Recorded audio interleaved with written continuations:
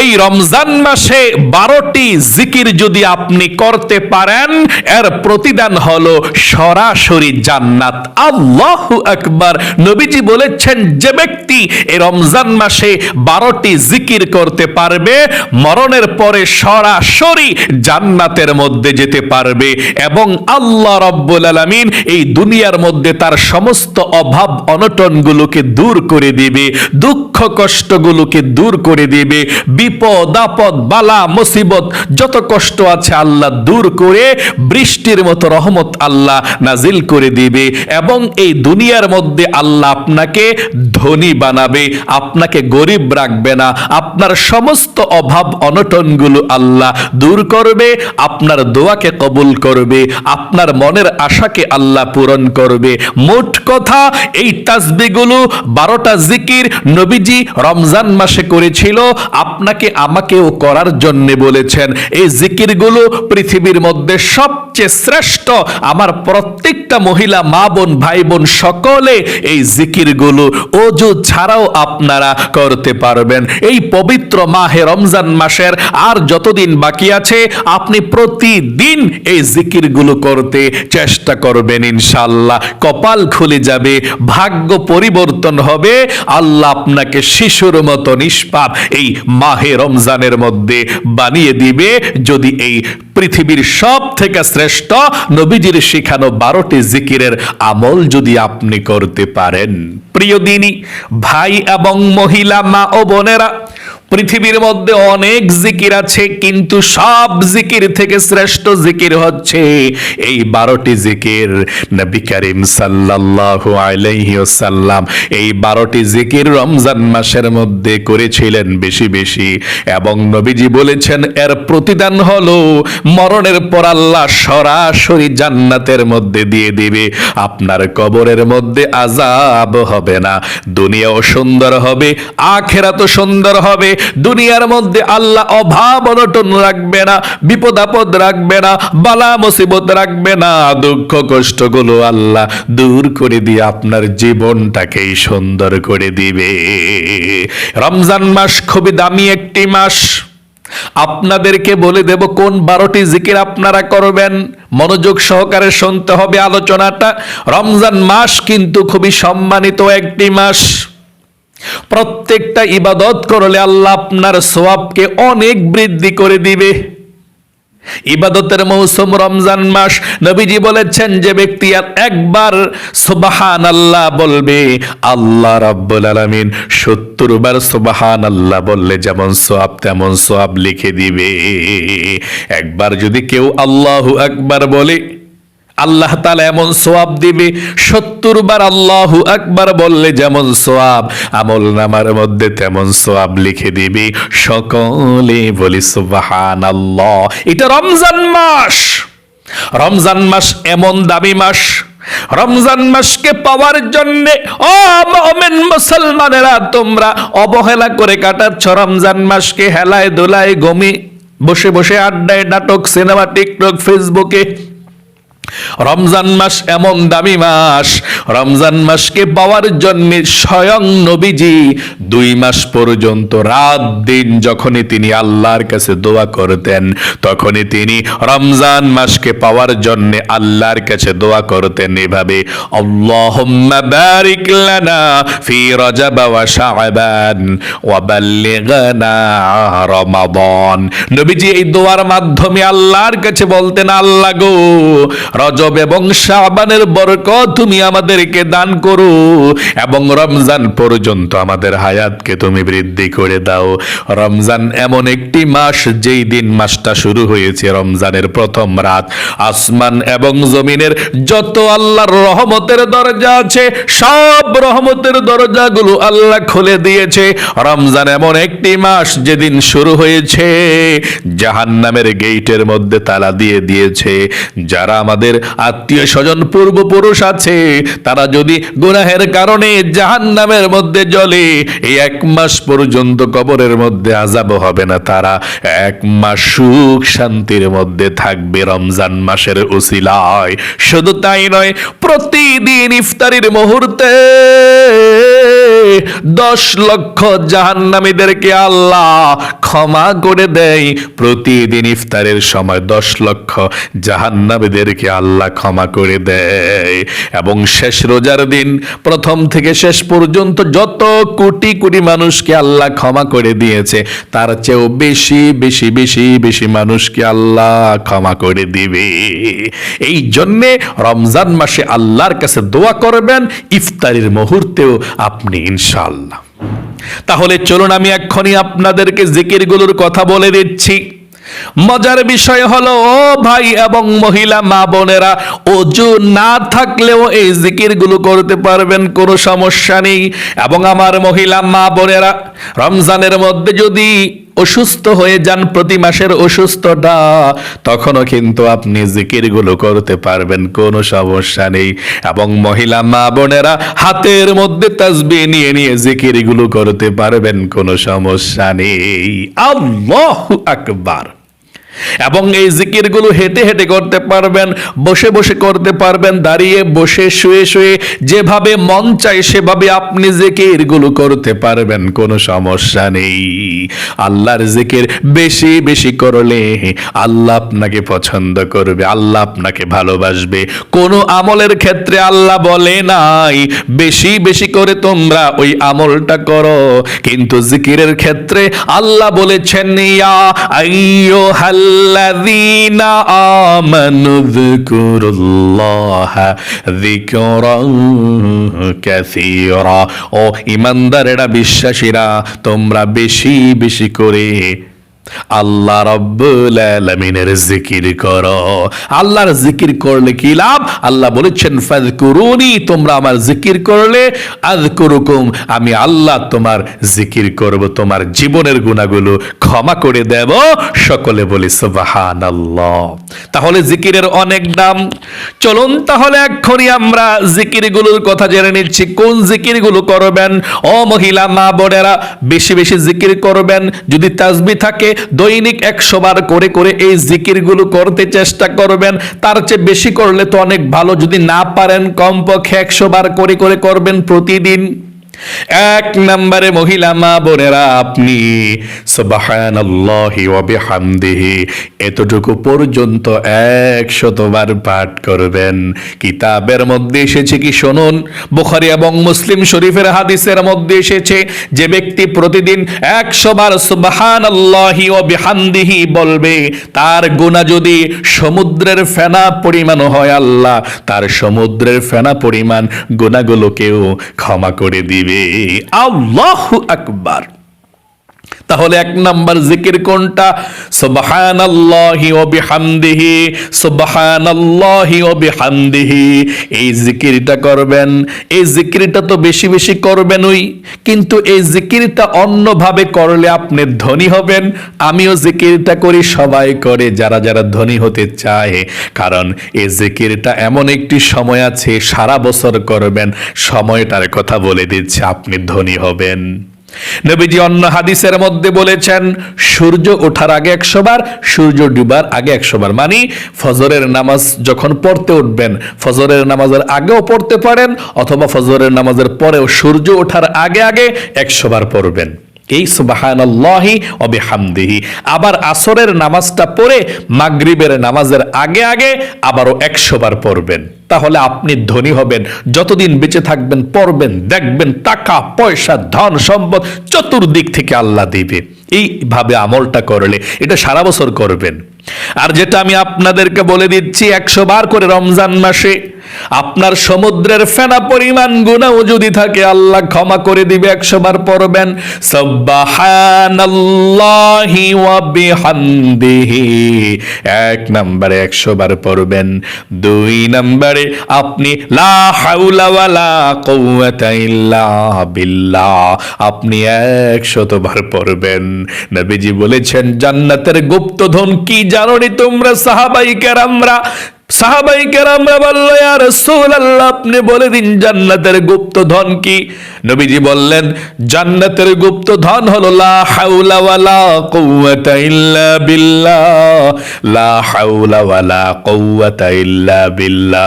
এটা হচ্ছে জান্নাতের গুপ্ত ধন। সকলে বলি সুবহানাল্লাহ। আপনার বিপদ আপদ বালা মুসিবত গুলো আল্লাহ দূর করে দিবে। পৃথিবীর কেউ আপনাকে কোনো ক্ষতি করতে পারবে না। এর অর্থ হচ্ছে আল্লাহ ছাড়া কোনো শক্তি ও ক্ষমতা নেই। লা হাওলা ওয়ালা কুওয়াতা ইল্লা বিল্লাহ। পড়ুন আমার সঙ্গে, লা হাওলা ওয়ালা কুওয়াতা ইল্লা বিল্লাহ। 3 নম্বরে লা ইলাহা ইল্লাল্লাহ পাঠ করবেন, কালিমা তয়্যিবাটা পাঠ করবেন 100 বার। নবীজি বলেছেন, যে ব্যক্তি কালিমা পাঠ করবে 100 বার, আল্লাহর আরশ পর্যন্ত কেঁপে উঠবে এবং নূরের খুঁটি হেলতে থাকবে, দুলতে থাকবে। আল্লাহ বলেন, নূরের খুঁটি রে, কি হয়েছে, হেলতেছিস কেন, দুলতেছিস কেন? নূরের খুঁটি বলে, আল্লাহ, জমিনের মধ্যে তোমার একজন গুনাহগার বান্দা বান্দি লা ইলাহা ইল্লাল্লাহ পাঠ করেছে। ও আল্লাহ, এখনো পর্যন্ত তার গুনাহগুলো ক্ষমা করা হয় নাই, কিভাবে আমি স্থির হতে পারি? আল্লাহ বলেন, রে নূরের খুঁটি, আমার বান্দা বান্দি কি আমাকে দেখেছে? না, আল্লাহ দেখে নাই। জান্নাত জাহান্নাম দেখেছে রে? না, দেখে নাই। আখিরাত দেখেছে? না, আল্লাহ দেখে নাই। কবর আযাব দেখেছেন? আল্লাহ দেখে নাই। আল্লাহ বলেন, নূরের খুঁটি সাক্ষী থাক, সাক্ষী থাক, যেই গুনাহগার বান্দা বান্দিরা আমাকে না দেখে বিশ্বাস করেছে, আমাকে আল্লাহ বলে স্বীকার করেছে, ওই গুনাহগার বান্দা বান্দির জীবনের যৌবনের গুনাহগুলো আমি আল্লাহ ক্ষমা করে দিলাম। আল্লাহু আকবার। তাহলে আপনি 3 নম্বরে লা হাউল লা ইলাহা ইল্লাল্লাহ, লা ইলাহা ইল্লাল্লাহ 100 বার পড়বেন। আবার আমার সঙ্গে পড়ুন, লা ইলাহা ইল্লাল্লাহ, লা ইলাহা ইল্লাল্লাহ। প্রত্যেকটা জিকির এক শ্বাসে একবার সুন্দর করে করে পড়বেন। লা ইলাহা ইল্লাল্লাহ, লা ইলাহা ইল্লাল্লাহ, লা ইলাহা ইল্লাল্লাহ। লাডার মধ্যে টান দিবেন, লা ইলাহা ইল্লাল্লাহ পড়বেন। তারপর 100 বার পড়ার পরে একবার পুরোটা কালেমা পড়বেন, লা ইলাহা ইল্লাল্লাহু মুহাম্মাদুর রাসূলুল্লাহ। 4 নম্বরে আল্লাহ রাব্বুল আলামিনের 2টি নাম আপনি 100 বার পাঠ করবেন। এই 2টি নাম 100 বার পাঠ করলে আল্লাহর রহমত আপনার উপরে নাজিল করবে। আল্লাহ রাব্বুল আলামিন আপনার উপরে বৃষ্টির মতো রহমত নাজিল করবে, আপনার প্রতি খুশি হয়ে যাবে। কোন জিকিরটা? আল্লাহর 2টি নামের জিকির 100 বার করবেন এভাবে, ইয়া রহমানু ইয়া রহিম, ইয়া রহমানু ইয়া রহিম, ইয়া রহমানু ইয়া রহিম, ইয়া রহমানু ইয়া রহিম, ইয়া রহমানু ইয়া রহিম 100 বার পাঠ করবেন। 5 নম্বরে আল্লাহ রাব্বুল আলামিনের একটি ইসমে আজম নাম, এই নামটি আপনি 100 বার পড়বেন। এই নামটি আপনি হয়তো বা পারেন। নবীজি বলেছেন, এটা ইসমে আজম নাম। এই নাম পড়ে আল্লাহর কাছে কোনো কিছু চাইলে আল্লাহ তাআলা দিয়ে দেয়। যেই দোয়া করবেন সেই দোয়া কবুল হবে। আর আল্লাহর এই নামটি হচ্ছে, আমার সঙ্গে পড়ুন, ইয়া যাল জালালি ওয়াল ইকরাম, ইয়া যাল জালালি ওয়াল ইকরাম, ইয়া যাল জালালি ওয়াল ইকরাম। 6 নম্বরে আপনি আল্লাহর আর 2টি নাম আপনি পাঠ করবেন 100 বার, এবং দোয়ার মধ্যেও এই 2টি নাম পড়া যায়। 2টি নামের মধ্যে ইসমে আজম আছে।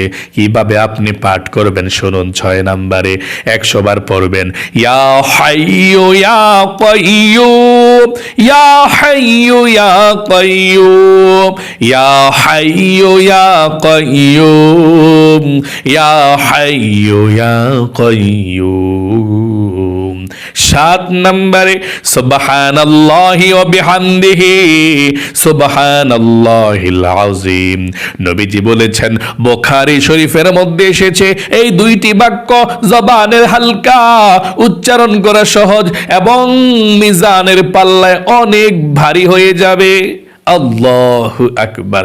মিজানের পাল্লায় অনেক বেশি ভারী হবে, তাই 100 বার পড়বেন সুবহানাল্লাহি ওয়া বিহামদিহি সুবহানাল্লাহিল আযীম সুবহানাল্লাহি ওয়া বিহামদিহি সুবহানাল্লাহিল আযীম সুবহানাল্লাহি ওয়া বিহামদিহি সুবহানাল্লাহিল আযীম। 8 নম্বরে আপনি সুবহানাল্লাহ সুবহানাল্লাহ সুবহানাল্লাহ পাঠ করবেন 100 বার, কারণ একবার সুবহানাল্লাহ পড়লে ঈমান এবং ইখলাসের সঙ্গে আসমান এবং জমিনের মধ্যখানে যত ফাঁকা জায়গা আছে আল্লাহ সব জায়গাটুকুনেকে দিয়ে ভরপুর করে দেয়। এবং একবার সুবহানাল্লাহ বললে জান্নাতের মধ্যে আল্লাহ একটি খেজুর গাছ তৈরি করে দেয়। আল্লাহু আকবার। এই জন্যে আপনি সুবহানাল্লাহ সুবহানাল্লাহ বেশি বেশি পড়বেন। 9 নম্বরে আপনি সুবহানাল্লাহ আলহামদুলিল্লাহ লা ইলাহা ইল্লাল্লাহু আল্লাহু আকবার এই 4 তাসবিহ আপনি অবশ্যই পড়বেন, আল্লাহ খুশি হয়ে যাবে। আবারও বলছি, সুবহানাল্লাহ আলহামদুলিল্লাহ লা ইলাহা ইল্লাল্লাহু আল্লাহু আকবার। তারপরে 10 নম্বরে আপনি হাসবুনাল্লাহু ওয়া নি'মাল ওয়াকিল পড়লে আল্লাহ আপনার প্রতি সন্তুষ্ট হয়ে যাবে। দুনিয়ার কোনো বিপদ আপদ কোনো মানুষ আপনাকে স্পর্শ করতে পারবে না, আপনি আপনার জিম্মায় চলে আসলেন। আবারও আমার সঙ্গে বলুন, হাসবুনাল্লাহু ওয়া নি'মাল ওয়াকিল হাসবুনাল্লাহু ওয়া নি'মাল ওয়াকিল হাসবুনাল্লাহু ওয়া নি'মাল ওয়াকিল। 11 বার আস্তাগফিরুল্লাহ আস্তাগফিরুল্লাহ। 11 নম্বরে 100 বার পড়বেন আস্তাগফিরুল্লাহ আস্তাগফিরুল্লাহ আস্তাগফিরুল্লাহ আস্তাগফিরুল্লাহ 11 বার। 12 নম্বরে আপনি আলহামদুলিল্লাহ আলহামদুলিল্লাহ আলহামদুলিল্লাহ আলহামদুলিল্লাহ পাঠ করবেন।